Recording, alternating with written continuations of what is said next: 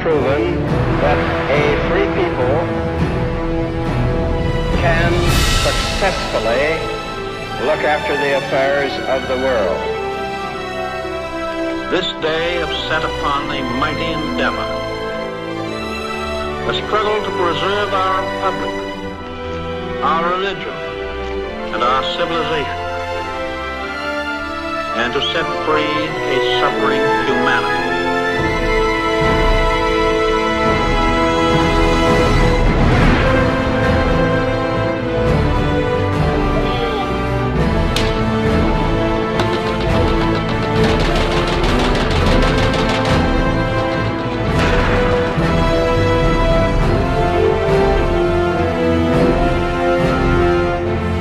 We're here today to raise the flag of victory over the capital of our greatest adversary. That in raising that flag, we are raising it in the name of the people of the United States who are looking forward to a better world, a peaceful world, a world in which all the people will have an opportunity.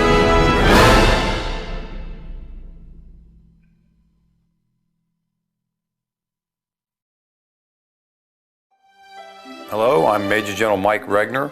I'm the 1st Marine Division Commander, and I'd like to welcome you all to the 70th anniversary of the 1st Marine Division. I'd first like to state that I am so deeply in debt to the veterans that are representing the 1st Marine Division today and in the history of the 1st Marine Division. When the enemy struck, what did America do? It did what it always has done in all its times of peril. The answer to that appeal has been what any American knew it would be. It has been sheer valor. Tonight, United Nations forces have once more crossed the 38th parallel, and the war in Korea enters a new phase. Incheon's violent 30-foot tides leave no time for a second attempt. There was hard fighting, there were casualties and destruction, but the inevitable result was annihilation of the insurgent force. For the defeated enemy, it was one more bitter lesson in the futility of challenging the 1st Division's enormous battle power and its irresistible will to win.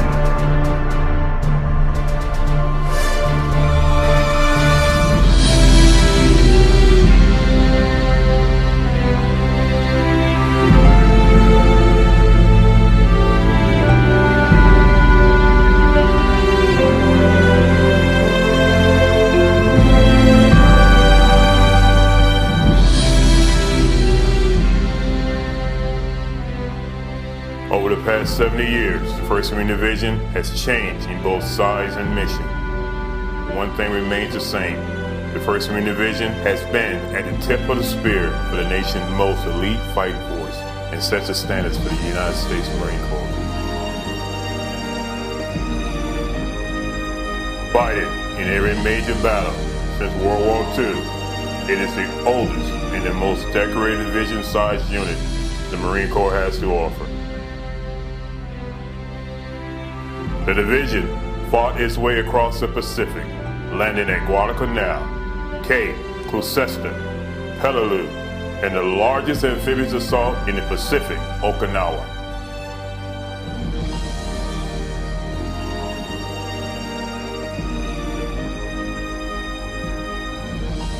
Following the end of World War II, the division was chosen to lead the Incheon landing in Korea.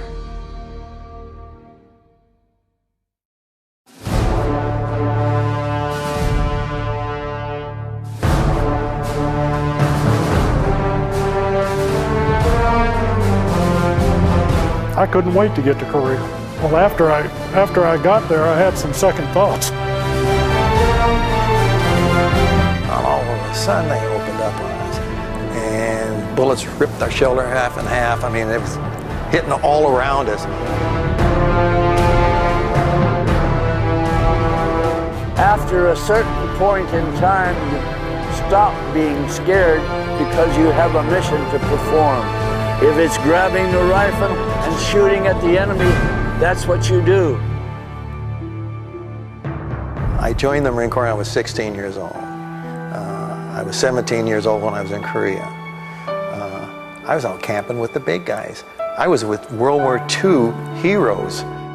I had been out of the Marine Corps for 5 years and volunteered to go to Korea. That's what a Marine was all about. Korea was not too long after the Second World War.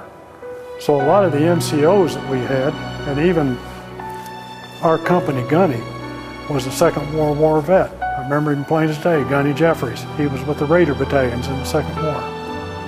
And a lot of our staff NCOs were Second World War vets. And they really took care of us. They really guided us.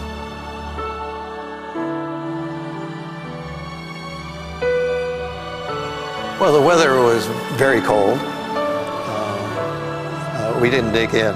We laid out on the ground. And one night we were laying out there, and somebody said it was 25 below. You never slept with your sleeping bag zipped up, and I never took my boots off.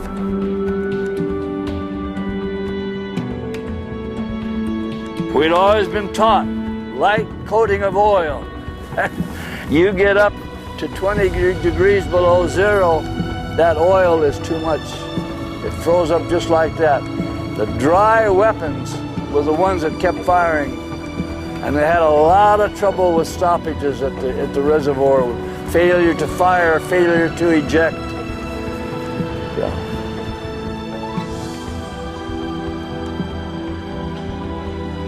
It was so extremely cold in the wintertime, and then it would get hot and humid in the summer. And I could stand the summers. You'd have the monsoon season where your trench lines, it would rain and rain and rain, and trench lines be full of water and mud. But the old rice paddies that they'd fertilized all those years really had a good smell to them in the summertime, you know.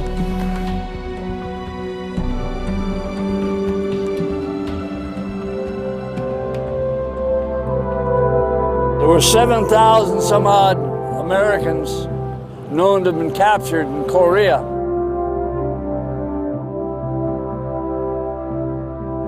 With this convoy, fought them off all night. During the hours of darkness, the next morning, we were out of ammo. The senior officer was an American Marine major, and he went down and talked to the Chinese that had us surrounded, and made a deal with them. We had a ditch lined with wounded and dead. He made a deal that if the wounded could go back to our own lines, those that were still there would give up. And he talked to us, and we weren't necessarily for that thing. We were going to fight to the finish, we thought. It's a shock to realize you're a prisoner. You don't know, are you going to get your hands tied behind your back, the bullet in the head, what's going to happen?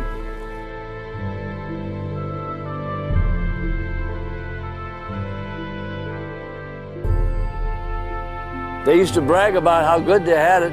One Chinese officer instructor told us one day, he says, in China, I can have an egg for breakfast every day. Some old boy in the rear piped up, hell, I could have a dozen every day if I wanted them.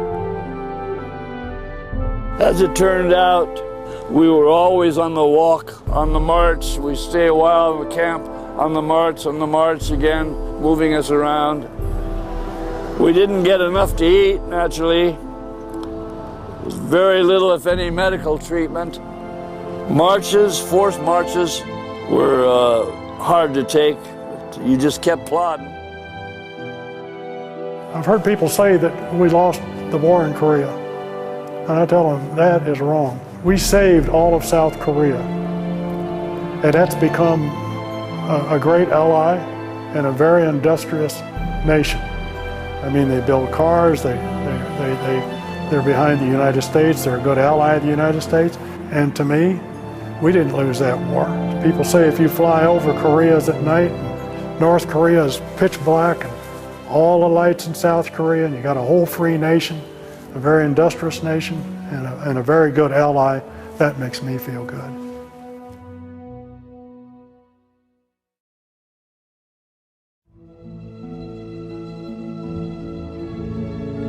In the snow of far-off lands, or the scorched desert of the Middle East, the Blue Diamond will fight in the air, land and sea, continue the legacy and the tradition of the old breed. There's no difference between Marines today and Marines in 1775. There's not, because Marines are always Marines. E.B. Sledge, the author of With the Old Breed, one of the greatest books written about Marines in combat, his quote, "You guys are just like us." My first days in service, that would have been in 1986, back at MCRD San Diego, probably arriving, I guess, about 01 in the morning, and scared as all heck. The very first words out of the mouth of that drill instructor was, "You better give your soul to God, because your ass belongs to me for the next 7 weeks." And that put all of us into a state of shock. Boot camp? Oh, it was horrible. It was a little bit of a shock, and I did get my fair share of shock treatment while in boot camp, but for the most part I enjoyed it. It's what I looked forward to, and it's what made me want to come into the Marine Corps initially. First thing I remember, I just checked into OCS, and I knew what to expect. It was a rush, and I knew exactly that this was the right place for me to be. I recall my first days in service being pretty intense, especially when I checked into the fleet. I was with 3rd Battalion, 4th Marines at the time. Came right here to Camp Pendleton after boot camp, and it was ITR, which is SOI now, School of Infantry. It was Infantry Training Regiment back then.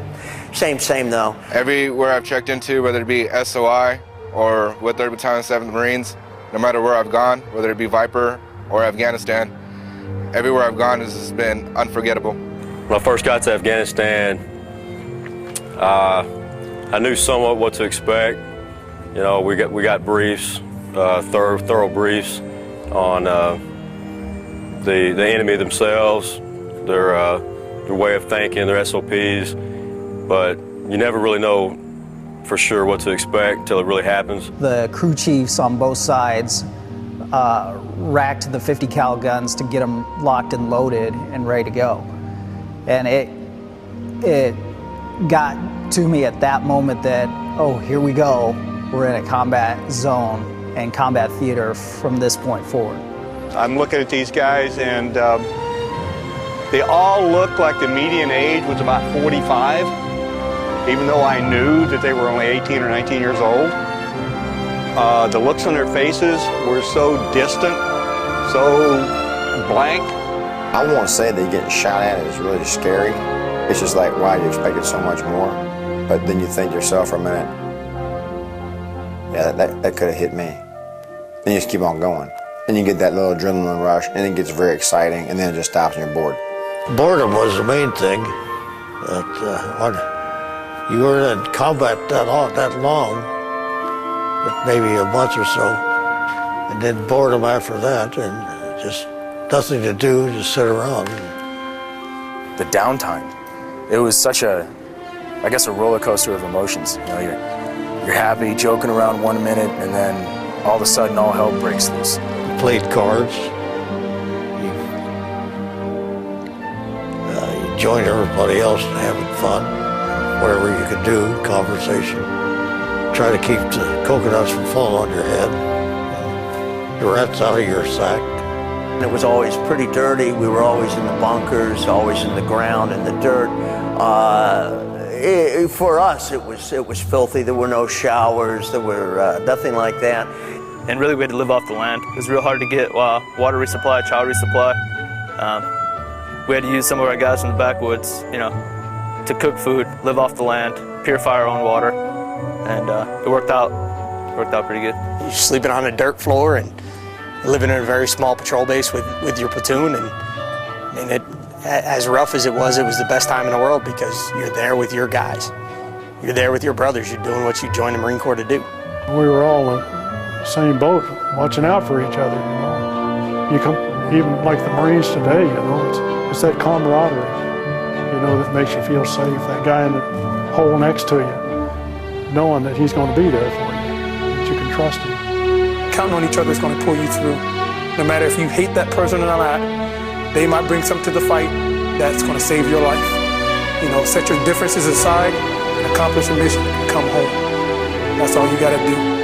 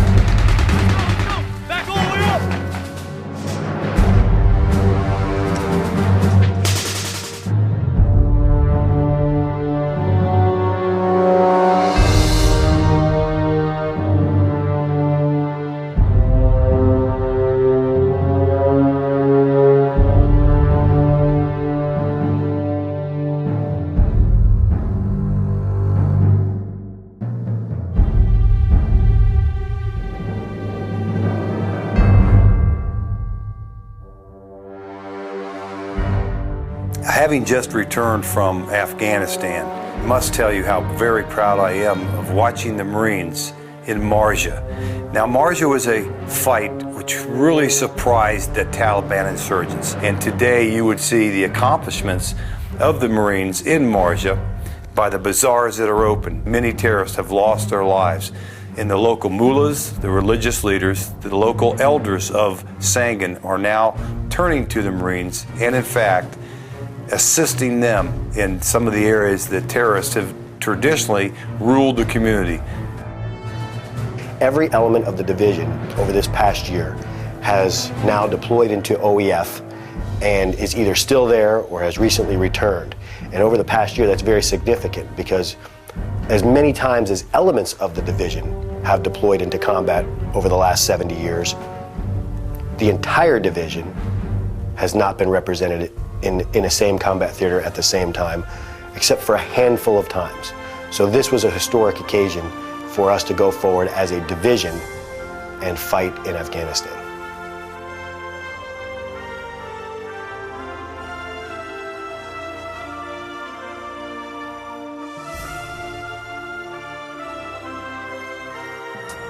You know, win the hearts and minds, explain to them that we're there to help them. You know, we're not there to take over their country, run things the way we want to run it. We had to explain to them. We really had to conduct a lot of key leader engagements, talk to the local populace to explain why we're there.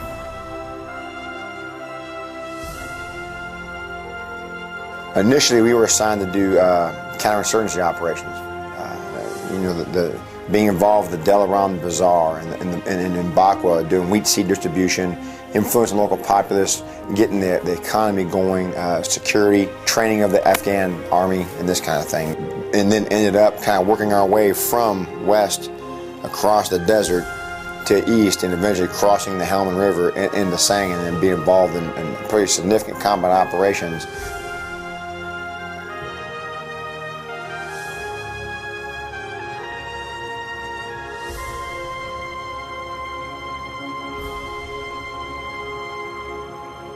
There was a lot more going on, a much higher threat of ambushes, small arms fire, RPGs, mortars, IEDs.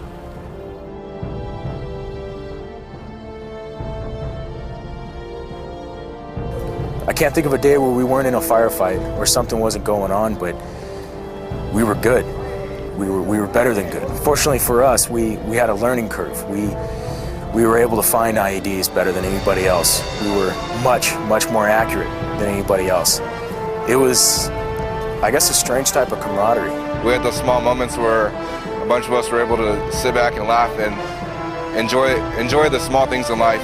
It's like someone is doing something crazy throughout the day, or working with the Afghan National Army and watching them how they work, and just working together as a team. As we enter 2011, the 1st Marine Division will continue to make progress and changes. And as new tools are introduced to 1st Marine Division and changes take place in the way we fight, it will never change the spirit in which we fight. So what we plan to do over the next year is continue the success that I've seen in combat, the success I've seen with the communities back home, the success and true hard training. Trust me, our young Marines today are as tough as nails, and we're going to continue to train and prepare for combat, counterinsurgency operations, and those operations, whether they're humanitarian or kinetic, meaning combat related, we'll continue to prepare and be ready to answer America's call, because we, the Marines, are the 911 force of America.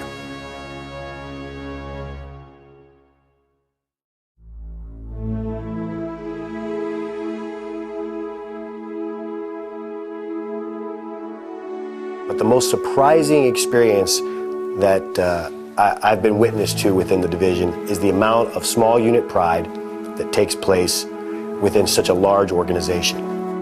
Because the things that the men of the old breed have done, they've set the standard for our generation of Marine to live up to. And it's our job to carry on the colors in a fight for them, because they did it for us first, so it's our turn. It's all about heart. You got the heart, you know, you can be a Marine. 1st Marine Division has a huge history, great things that 1st Marine Division has accomplished, and being part of it, you gotta push forward, you know, continue the legacy. Well, I'm very proud. I'm very proud of being a Marine, but I'm very proud of being in the 1st Division. Every member of 1st Marine Division puffs up their chests and stands a little taller when they see the blue diamond patch, or they state what unit they belong to within 1st Marine Division, because they're part of that blue diamond history.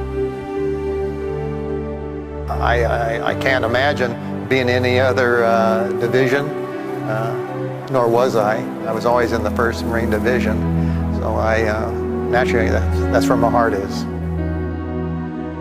I'm proud to be part of the best. 1st Marine Division is the best. It's nice. It's a sense of honor. And I feel real fortunate to be a member of the 1st Marine Division, absolutely. And I was proud to be with it then, and every time I got back to the 1st Marine Division, it was a good feeling. Had a very proud heritage, and I was proud to be with the 1st Marine Division.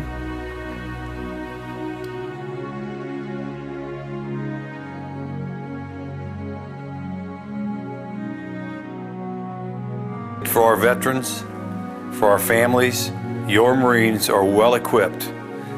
Your Marines are, in fact, the greatest generation of today. They learned that through the legacy set by our veterans. They're so strong, you would be so proud of the Marines forward deployed, of the Marines undergoing training, of the sailors right beside them in combat, and of course, our families. We are winning the battle, and we will win the battle beside our Afghan partners. Just as we won Fallujah beside our Iraqi partners, we will in fact continue to win in Afghanistan in the provinces of Nimruz and Helmand. There's so many things to be proud of, but again, our greatest generation today lives the example and the legacy set by our veterans of the past. Thank you.